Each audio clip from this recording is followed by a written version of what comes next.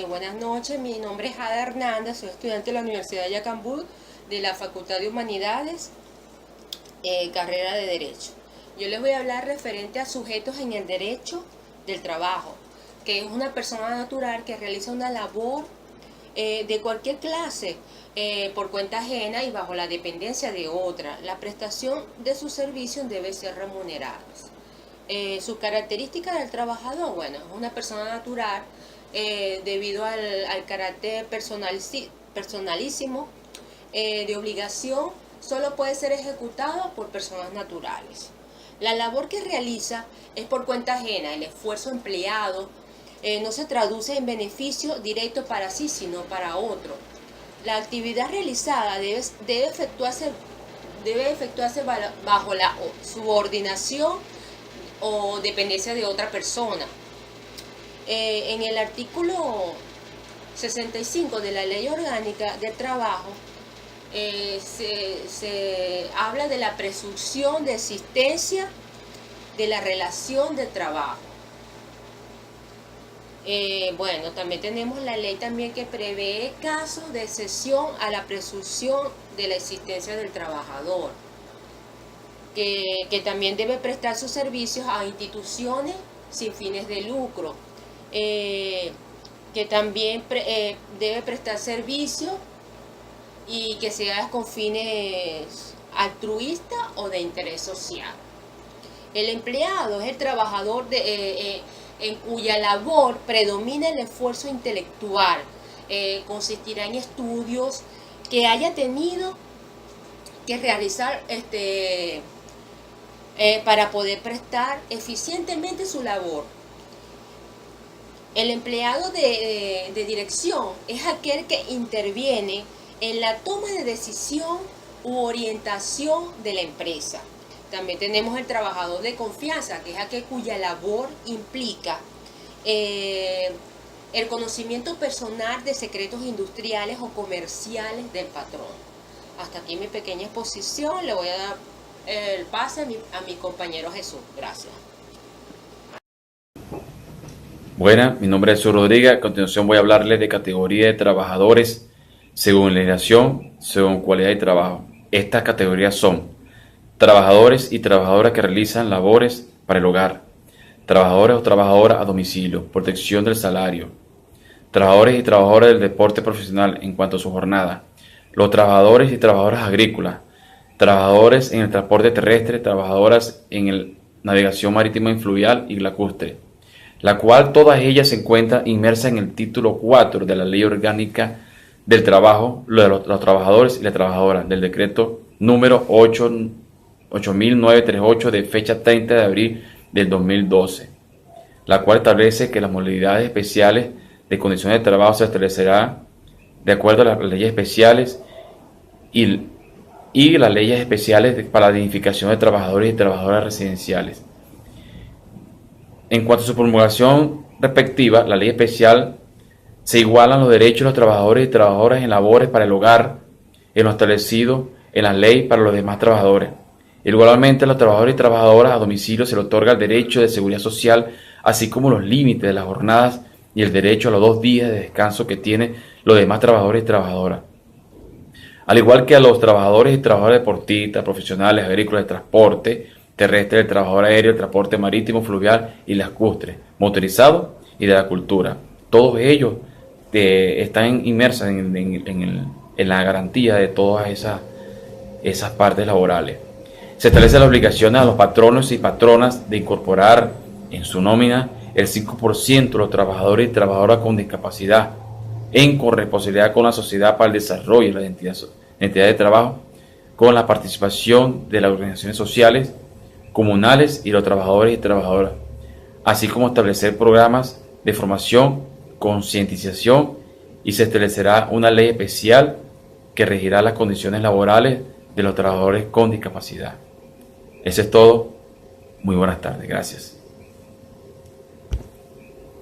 Buenas tardes, mi nombre es Nairobi Santoya y voy a hablar sobre el trabajo en el transporte aéreo, los trabajadores culturales, los trabajadores motorizados y, por último, de la inclusión laboral de las personas con discapacidad y su derecho a un trabajo digno. Trabajadores en el transporte aéreo. La ley de aviación establece el concepto de aeronave como todos los vehículos que pueden elevarse, sostenerse en el aire, destinadas al transporte de personas o cosas. Asimismo, en la sección tercera de la Ley Orgánica del Trabajo, los trabajadores se establecen las condiciones de este sector, además de lo dispuesto en las leyes especiales y convenios internacionales de aviación civil ratificados por Venezuela. En la misma se detallan lo siguiente: se considera representante del patrono al gerente de operaciones, jefe de piloto y cualquier otra persona que realice funciones análogas. El patrono se encargará de proporcionar alimentos, alojamiento, transporte y dinero al trabajador tripulante cuando permanezca fuera de su base. Las obligaciones que tienen los trabajadores y tripulantes es velar que los pasajeros cumplan con los requisitos legales, tengan los documentos vigentes y cumplir con las normas relativas a la importación y exportación de mercancías. En el caso de los trabajadores de la cultura, cuando realizan actividades propias de su profesión o oficio y de tal forma tengan una relación laboral con cualquier patrón, esté trabajando temporal o permanentemente, tendrán la protección de esta ley y de las disposiciones reglamentarias establecidas. Para los trabajadores motorizados que prestan su servicio bajo dependencia o por cuenta propia como mototaxistas, repartidores y mensajeros, serán protegidos por las disposiciones de esta ley y de las demás normas legales en materia laboral, aunque sean propietarios del ciclomotor en el que realizan sus actividades. En caso de avería, el mantenimiento del vehículo estará a cargo del patrón, así como los gastos de concepto de combustible necesarios para la prestación del servicio. A falta de acuerdo entre las ambas partes, también correrá por cuenta del patrón el seguro de responsabilidad civil y del vehículo y el conductor. Los trabajadores motorizados que prestan servicio bajo dependencia o por cuenta propia tendrán el derecho de recibir al del patrón una vez al año los uniformes, cascos y demás implementos de seguridad requeridos para el cumplimiento de sus labores. Se consideran los accidentes de trabajo o enfermedades ocupacionales todas aquellas que sufran durante la realización de su actividad. En los casos expuestos se establece como último dispositivo de cada sección que mediante una ley especial se regirán las normas de este tipo de relación laboral y se elaborará con amplia participación, especialmente de los trabajadores, organizaciones sindicales de dichos colectivos. Asimismo, en la Ley Orgánica de Trabajo hace mención a la inclusión laboral de personas con discapacidad. Para ello, el Estado promoverá políticas públicas orientadas al desarrollo y formación de estas personas. Le dará transporte, vivienda y calidad de vida con finalidad de alcanzar su plena inclusión. Estas personas tienen derecho y la ley los ampara. Por ningún motivo pueden ser excluidos y todo patrono está obligado a incorporar por lo menos el 5% de su nómina a trabajadores con discapacidad e insertar con las mismas garantías adaptado a su función de dicha discapacidad. No se podrá establecer discriminación alguna. Los ministerios del poder popular con competencia en el trabajo y seguridad social y de comunas y protección social vigilará su estricto cumplimiento. A continuación le damos paso al señor Víctor Jiménez.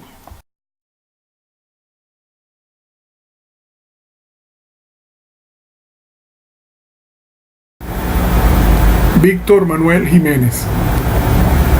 Define el artículo 40 de la Ley Orgánica del Trabajador, de los Trabajadores y las Trabajadoras, que el patrono o patrona es toda persona natural o jurídica que tenga bajo su dependencia a uno o más trabajadores o trabajadoras en virtud de una relación laboral en el proceso social del trabajo.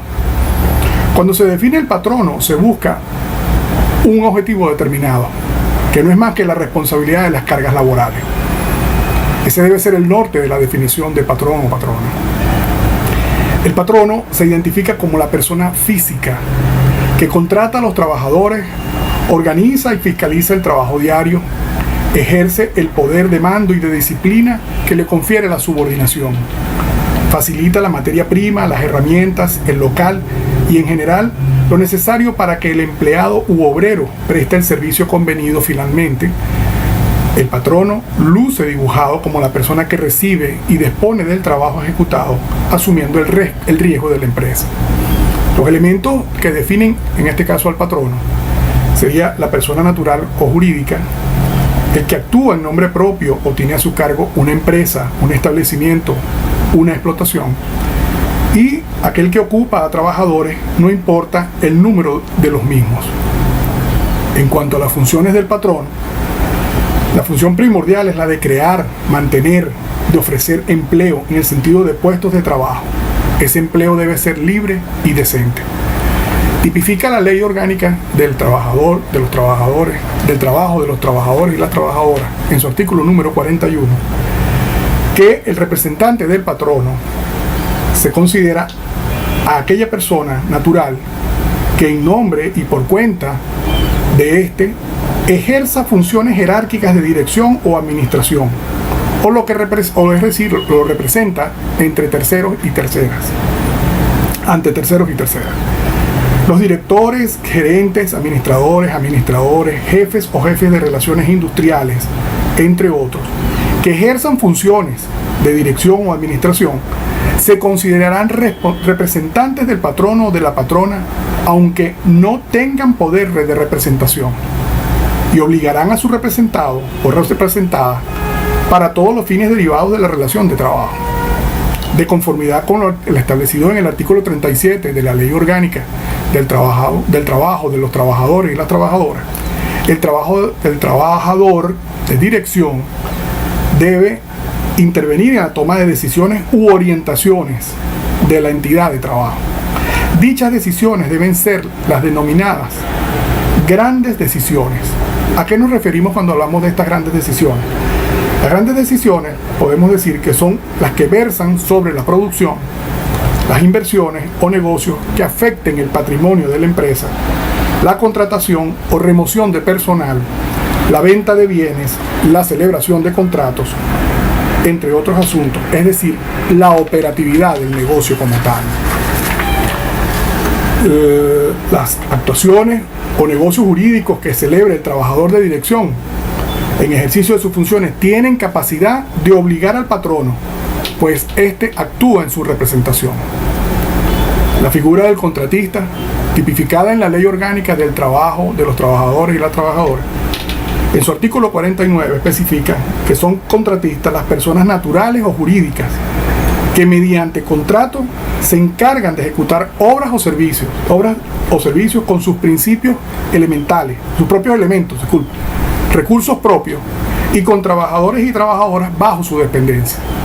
La característica particular, en este caso del contratista, sería, primero, la obra que ejecuta es contratada en beneficio ajeno, pero por un precio total determinado. El contratista actúa con sus propios medios y asumiendo la totalidad de los riesgos.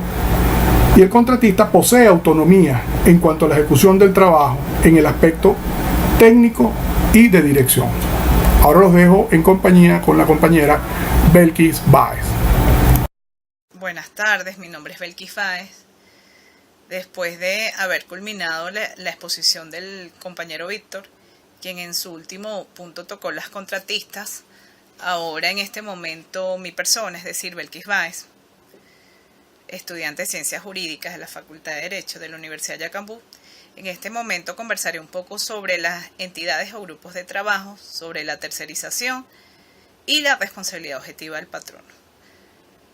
Les iré mostrando, iremos conversando un poco sobre estos tópicos antes mencionados. Entonces tenemos las entidades o grupos de trabajo. Ok. Las entidades o grupos de trabajo son personas asignadas, autoasignadas, con competencias profesionales, ¿ok? O habilidades también, para realizar una tarea específica. En las entidades o grupos de trabajo, ¿ok? Estas envuelven y generan la prestación de servicios bajo una relación de trabajo de tipo subordinada, y dentro de ella hay una presunción de laboralidad. De acuerdo a la estructura de la Ley Orgánica del Trabajo, el trabajo es un hecho social y Y de acuerdo a la estructura de la Constitución de la República de Venezuela, que es una estructura normativa, la expresión en cuanto a actividades de trabajo es objetiva. Cabe destacar que la Ley Orgánica del Trabajo también menciona las labores que se ejercen en las entidades de trabajo. En las entidades de trabajo existen dos tipos: las empresas, unidades de producción, y los establecimientos. En cuanto a las empresas, unidades de producción, son bienes y servicios para realizar una actividad económica, independientemente de su naturaleza y modalidad. En los establecimientos, esto se obedece o emergen de la participación de los trabajadores. Estos trabajadores son permanentes y ellos son subordinados y van a ejecutar una misma tarea. Aquí hay relaciones subordinadas. Tenemos entonces la tercerización. Acá está la tercerización. La tercerización es una subcontratación, ¿ok? Donde una empresa contrata a otra firma para que le preste sus servicios. Esto no implica relaciones laborales con los trabajadores, sino con la contratista, que es la que provee sus empleados para que preste el servicio como tal. ¿Cuáles son los fines? Los fines para una empresa al aplicar la tercerización, bueno, desvirtuar principalmente la legislación laboral, es decir, lo que establece el artículo 94 de la Constitución, vigente en nuestro país. El ahorro económico, es decir, ahorrar económicamente en cuanto al pago de beneficios contractuales o sobre el paquete salarial, pues como tal. Evita la quiebra y las deudas sofocantes para la empresa. Al mismo tiempo, en cuanto a los trabajadores, evita la capacitación laboral. Y también evita mantener un personal permanente todo el tiempo, ya que a través de la contratación de una firma van a asistir a esta empresa trabajadores para realizar una actividad en un tiempo determinado. ¿Ok? Igualmente evita la infelicidad por parte de los trabajadores en cuanto a la lucha por beneficio o la infelicidad por falta de pagos, pues. De acuerdo a la Ley Orgánica del Trabajo, en su artículo 47, él denomina la tercerización, que es la simulación de fraude del patrono o patrona a nivel general. Sin embargo, en el artículo 49 de la ley, que aunque no elimina o no prohíbe las contratistas, ¿ok?, las define como personas naturales o jurídicas para ejecutar bienes y servicios a otras empresas. Tenemos entonces la responsabilidad del patrono. En la responsabilidad del patrono, esta debe ser objetiva y esta a su vez da derecho a demandar, ¿ok?, por parte del reclamante, ¿ok?, demandar al patrono para reclamar sus derechos o sus beneficios de acuerdo a la seguridad social. El patrono debe cumplir las normas que están consagradas tanto en la Constitución como en la Ley Orgánica del Trabajo. En el caso que sea necesario, el patrono debe indemnizar por daño, y estas decisiones o estas determinaciones las va a tomar la Sala de Casación del Tribunal Supremo de Justicia. Dentro de las indemnizaciones existen varias, voy a mencionar algunas. Tenemos la entidad, que es el daño físico o psíquico.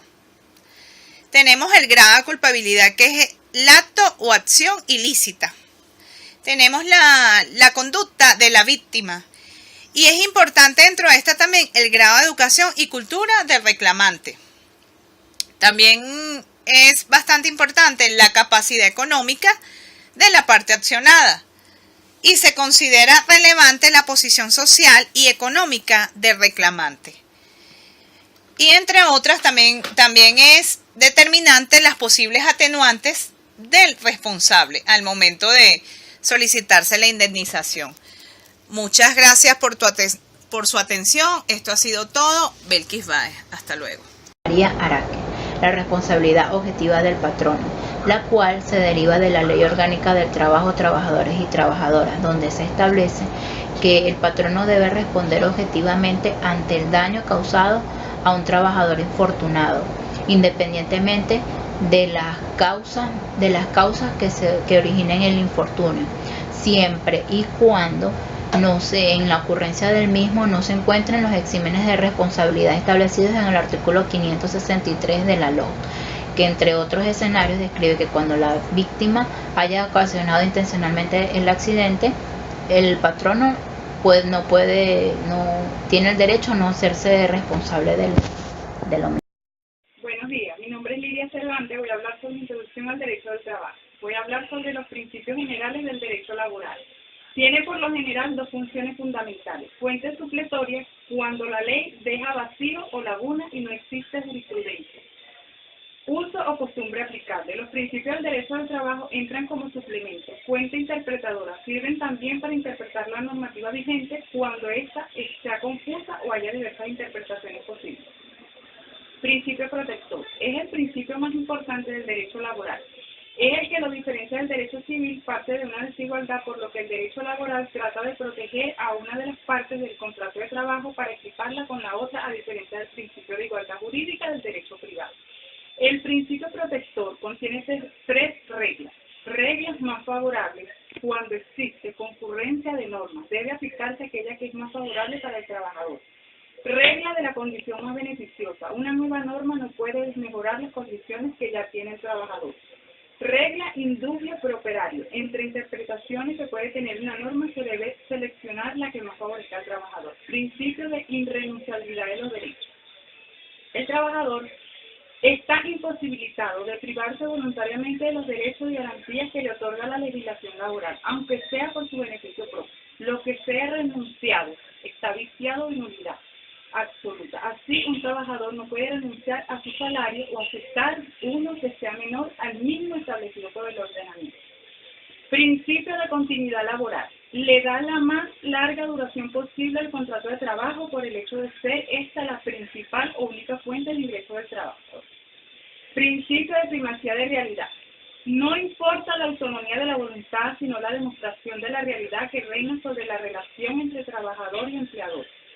Así ambos pueden contratar una cosa, pero si la realidad es otra, es esta última la que tiene un efecto jurídico. Principio de racionalidad. Tanto el trabajador como el empleador deben ejercer sus derechos y obligaciones de acuerdo a razonamientos lógicos de sentido común, sin incurrir en conductas abusivas del derecho de cada uno. Principio de buena fe. El principio de la buena fe es una presunción. Se presume que la relación y conducta entre trabajadores y empleadores se efectúa de buena fe. Por el contrario, aquel que invoque la mala fe debe demostrarlo. Según lo establece el artículo 4 de la sección 2 del Estatuto de los trabajadores tienen como derechos básicos, con el contenido y alcance que para uno de los mismos disponga su específica normativa. Derechos de los trabajadores. Trabajo y libre elección de profesión o oficio, libre sindicación, negociación colectiva, adopción de medidas de conflicto colectivo, huelga, reunión, información, consulta y participación en la empresa en relación al trabajo. Los trabajadores tienen derecho a la ocupación efectiva, a la promoción y formación profesional en el trabajo. Muchas gracias. Muy buenas noches, mi nombre es Everardo Musechi Martínez y soy el último integrante del equipo número 3. Me toca exponer en este momento en la exposición de introducción al derecho del trabajo acerca de los deberes y derechos derivados del contrato de trabajo, así como también de los deberes derechos y deberes del patrono y el término ius variandi. Acerca de los deberes y derechos derivados del contrato de trabajo, tenemos que conocer primeramente el concepto de contrato de trabajo. Según el artículo número 5 de la Ley Orgánica del Trabajo, se establece que las condiciones en que la persona presta su servicio son las condiciones en que la persona presta su servicio bajo dependencia, o sea, con un salario justo, equitativo y conforme a la Constitución y la ley del trabajo como tal. Entre los principales deberes y derechos del contrato de trabajo tenemos el derecho a la ocupación efectiva, un derecho, derecho a la promoción y formación profesional en el trabajo, o sea que tiene que el patrono debe promoverlos profesionalmente y establecer planes de capacitación del personal.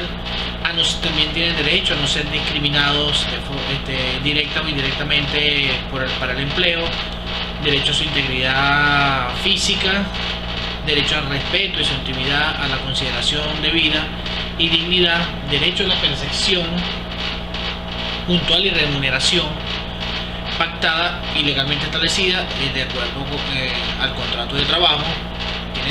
Tiene derecho el trabajador de ejercer el ejercicio individual de las acciones derivadas de su contrato de trabajo, y tiene como principales deberes cumplir con las obligaciones dentro del contrato de trabajo. Tiene que cumplir con las obligaciones concretas que están pactadas en ese contrato, observar las medidas de seguridad e higiene que se adopten. También debe cumplir las órdenes e instrucciones del empleador, del empresario, en ejercicio regular en sus funciones directas, y contribuir al mejoramiento de la productividad. Eso es todo deber de los trabajadores. Cuando hablamos de los deberes y derechos del patrono, tenemos lo siguiente: el poder de dirección es un derecho, el poder de variación es otro derecho, el poder disciplinario, o sea que él tiene la forma de llevar la dirección, la batuta del empleado, el poder también de variar el tipo de actividad que pueda ofrecerle a sus empleados directos, y también en la parte disciplinaria, si falló, tiene que sancionarlo de acuerdo a la ley. Y tiene como deber, primero, los deberes profesionales. Tiene que un deber comportarse moralmente y éticamente ante sus empleados con respeto a la intimidad y a la dignidad del trabajador. Tiene unos deberes físicos que adecua de adecuada política de seguridad e higiene en el trabajo. Tiene derechos económicos, que el deber de pagar algo de salario o la cuota que el trabajador, y la seguridad social. Ese es el deber de él. Tiene que velar por su salario devengado por su actividad de trabajo y por los beneficios socioeconómicos que él establece la ley. Por último, vamos a hablar del ius variandi. El ius variandi no es nada más y nada menos que la facultad que tiene el patrono para cambiar de lugar, para un cambio de lugar de trabajo del empleado o alteración de su jornada laboral, establecer cambios laborales también, cambios de prestaciones sociales, cambios de la remuneración. Todo eso es la facultad que tiene el patrono. El límite de la aplicación del ius variandi es el triple filtro enmarcado por primeramente, razonabilidad, que no sea arbitraria; segundo, funcionalidad, que obedezca a un motivo atendible; y C, indignidad del trabajador, que no le provoque un menoscabo a su patrimonio moral o que le ocasione un perjuicio material o que le sea adecuadamente compensado. A eso nos referimos al término ius variandi.